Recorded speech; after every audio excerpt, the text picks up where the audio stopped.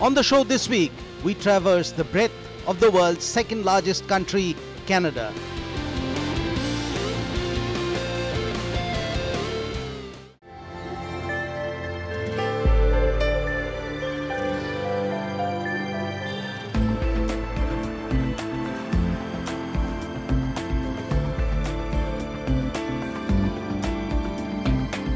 Canada, the world's second largest country in terms of area, it is spread over almost 10 million square kilometers.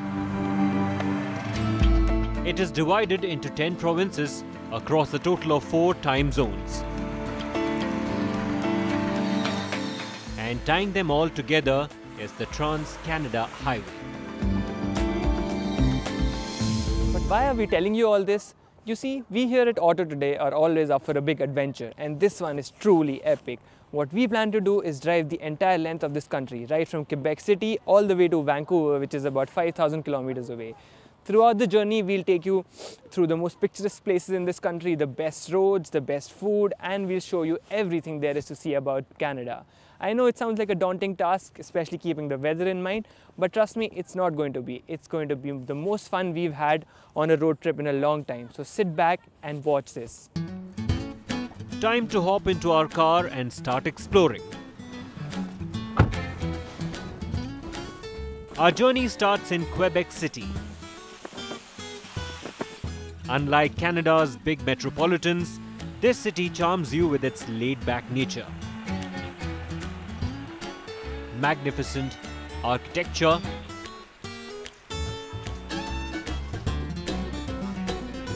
and its decked up streets courtesy the ongoing festive season.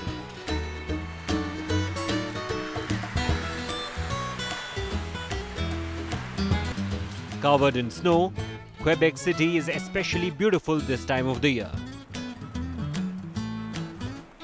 The most iconic building in Quebec City is the Fairmont La Chateau Frontenac. Overlooking the St. Lawrence River, it holds the Guinness World Record of the most photographed hotel in the world. It's easy to get lost admiring the streets of Quebec City, but we had a schedule to stick to, so by sundown, we were on our way to Quebec province's biggest city, Montreal, which is just 2 to 3 hours away. In stark contrast to the easygoing Quebec City, Montreal is a bustling metropolitan, but don't let the fast-paced life fool you, for there is a lot to do here all year around. So a must-visit place if you're in Montreal is Mount Royal. And I don't really need to tell you why. I mean, just look at the view. It offers a beautiful view of the entire city. You can see almost every part of it from here. And it also gives you a bit of a history lesson because it tells you why this place is called Montreal. It derives its name from Mount Royal, the triple-peaked hill in the heart of the city. Mount Royal Park offers not only a splendid view of the city, but is also a quick getaway from the busy city streets. Oh, and it is home to scores of friendly squirrels too. Montreal houses 50 National Historic Sites of Canada, more than any other city. Some of the city's earliest still standing buildings date back to the late 17th and early 18th centuries. Most are clustered around the old Montreal area. The area is a visual treat for those who appreciate history and architecture. A prime example is the Notre-Dame Basilica. The 17th century church sits close to Place d'Armes, is the second oldest public site in Montreal. It houses the iconic Maisonneuve monument dedicated to Montreal's founder. A walk through Old Montreal should be on every traveler's list. There is just so much to see in Old Montreal that it is impossible to fit everything into one segment. We promised you good food at the start of our journey, And with that mind, we landed up in what is perhaps Canada's and not just Montreal's most famous eatery, Schwartz. Famous for its smoked meat sandwich, the deli has people queuing up on the sidewalk during the summer months. Great food and a warm staff makes Schwartz a place that is not to be missed when in Montreal. From Montreal, we go back on the Trans-Canada Highway and set our GPS for Canada's capital, Ottawa. Incorporated as Ottawa in 1855, the city is the political centre of Canada.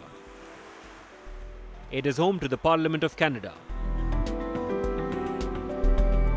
Located atop the aptly named Parliament Hill, the grandeur of the centre block is reason enough to get this into your list of must-visit places in Ottawa. Boasting Gothic Revival-style architecture, it stands 472 feet tall. The approach to the centre block is dominated by the intriguing Centennial Flame, fueled by natural gas, housed in a fountain.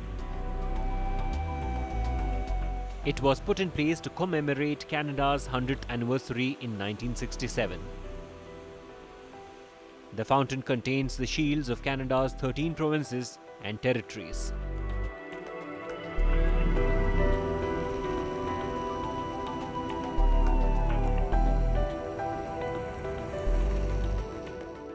Ottawa is also home to the National Gallery, dominated by a sculpture of a spider, which is among the world's largest, measuring over 30 feet high and over 33 feet wide. Created by Louis Bourgeois, it is described as a nurturing and protective symbol of fertility and motherhood.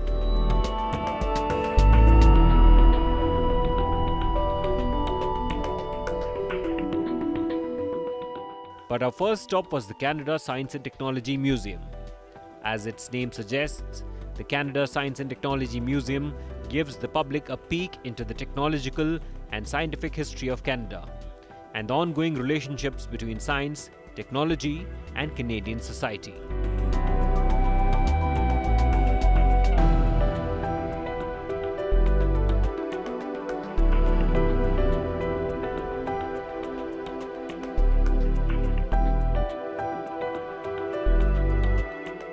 The interactive setup of the place makes it a big draw for people of all age groups.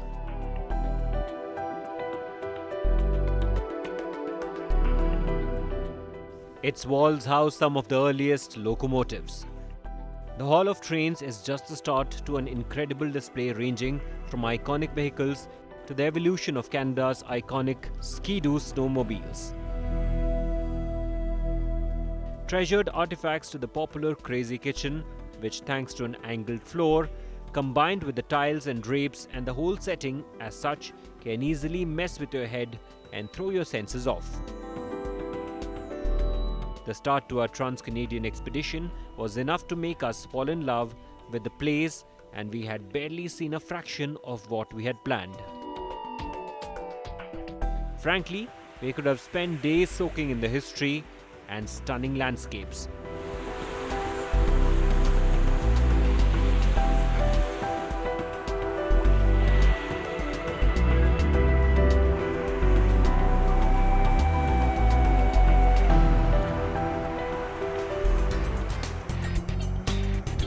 But it was time to move forward to the next stop.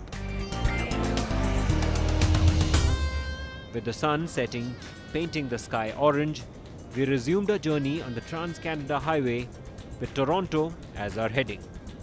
We came out looking for fabulous roads, among other things of course, and Highway 7 did not disappoint.